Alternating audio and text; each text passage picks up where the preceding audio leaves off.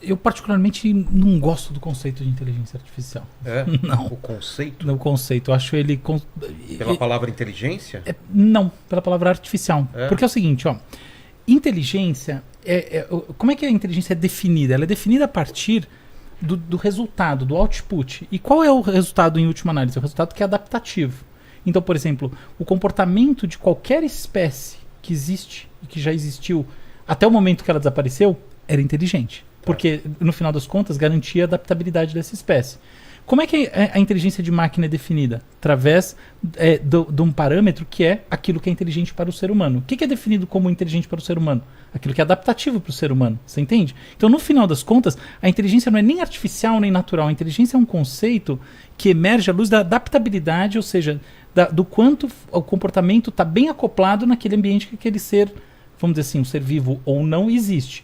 Agora, a gente pode pensar que às vezes a inteligência é sintética. Então ela não é artificial no sentido que a outra é natural. A inteligência em si é o comportamento. Se ele está bem adaptado, ele é inteligente. Ele pode vir de uma origem natural, ou seja, de um ser biológico, ou de um ser sintético, de alguma coisa sintética. Nesse caso, a gente chama de inteligência artificial, entendeu? Então é só uma questão de denominação, mas eu acho que faz diferença, porque às vezes as pessoas pensam que a inteligência artificial é definida por uma propriedade específica, artificial, que nem um corante artificial. Sei. E não é. Não. É o comportamento adaptativo que é inteligente. Mas a gente pode dizer que esse software, essas máquinas são inteligentes? Se elas realizam comportamentos que a gente considera inteligentes, sim, entendeu o ponto? E o problema é que a inteligência em si não é artificial ou natural. A inteligência ela tem uma ontologia própria. Entendi. Agora, os sistemas que são sintéticos podem fazer isso? Podem.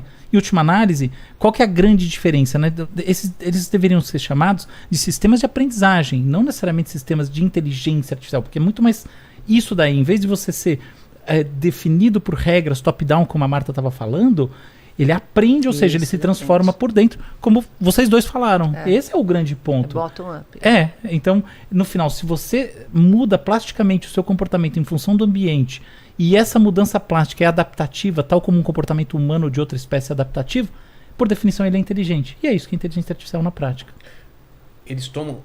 Esses softwares, essas máquinas, elas chegam a tomar decisões sozinhas? Elas tomam, são autônomas. Algumas sim, outras não, mas são autônomas. O carro autônomo, por exemplo, ele toma todas as decisões sozinho. Mas aí a gente vem para aquele medo dessas decisões não serem éticas, não serem morais e causarem danos a gente. Então, são duas discussões, né? Um comentário rápido. É o seguinte, você tem que separar duas coisas. Primeiro assim, um sistema de tomada de decisão pode ser totalmente autônomo, ele pode ter graus diferentes de autonomia. Como a Marta está falando, o carro autônomo, estritamente, ele decide tudo sozinho. O carro que ele decide algumas coisas, você decide outras, ele tem uma autonomia parcial, nível 4. Esse deve ser nível 2. Se você está com a mão fora do volante muito tempo, ele fala para você colocar, senão ele desliga o sistema, né? Provavelmente deve ser nível 2 ou nível 3. Então você tem níveis progressivos. Isso daí está dentro de uma discussão sobre o grau de autonomia, ou em outras palavras, a capacidade do sistema de performar adaptativamente em contextos relevantes para o ser humano, ou se tivesse qualquer outra espécie na jogada, ia ser para qualquer outra espécie. Um papo totalmente diferente é o quanto as decisões tomadas, ou mesmo as assistências decisórias, as dicas que ele te dá para tomar decisão, são morais ou não, que é uma discussão totalmente diferente, porque, veja bem, mesmo com uma autonomia parcial, o sistema pode te dar sugestões que são imorais e vice-versa.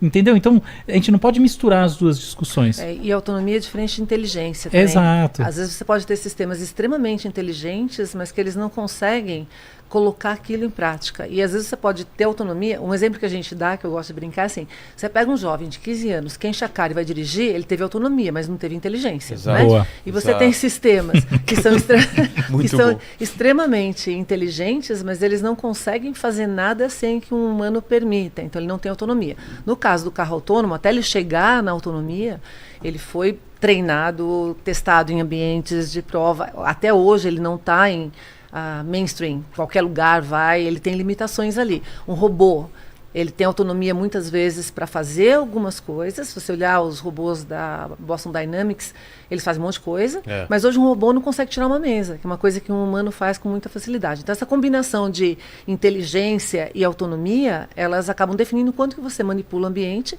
quanto você tem poder de manipular o ambiente e tomar decisão, e o quanto que você é bom para tomar decisão, né? Porque senão o que você está falando é o paradoxo de Moravec, né? Que é aquela coisa de algumas coisas que são fáceis para a gente são difíceis para as máquinas e, ao contrário, o contrário. Vice-versa. Por exemplo, tentar dar um exemplo, me ajudem aí, mas jogar uma partida de xadrez para a gente é difícil. Tem máquina que faz isso e ganha dos grandes mestres. Agora, a gente montar blocos, a criança monta blocos e consegue empilhar, e por uma máquina é um trabalho difícil, tem que ser todo um aprendizado para aquilo. Então, porque aí a gente pode falar de outro conceito, né? Que nem o Cava falou, que a inteligência artificial é software. Eu comparo assim, é mente, é cérebro, e robótica é corpo. Ah, tá. Então você pode ter para separar. Definir, tá. E tem níveis de evolução diferente. Então, por exemplo, a robótica, você pode ter um robô que é totalmente burro e totalmente operado por alguém. Um drone, por exemplo. Né? Tá. Quem já pegou um drone aí? Sim, eu piloto drone. Isso, eu sou muito ruim. Então, quando ele tem a minha inteligência, ele está muito mal, ele vive caindo. Mas os drones que são...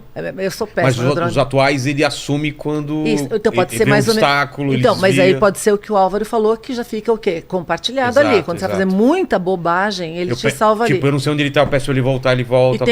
E tem drone autônomo, que ele dirige que nem o carro. Entendi. Então, robótica tem um poder muito grande de manipular o ambiente. Por que a gente precisa dos robôs? Ele manipula num grau que, inclusive, os humanos podem manipular, né? E a inteligência artificial, ela tem um poder gigante de complementar a nossa inteligência, inclusive, porque ela tem uma natureza distinta. Quando o Álvaro fala da inteligência sintética, ela tem uma velocidade diferente, ela tem um volume diferente que ela opera, ela tem bastante diferença em relação à inteligência natural ou à humana, né?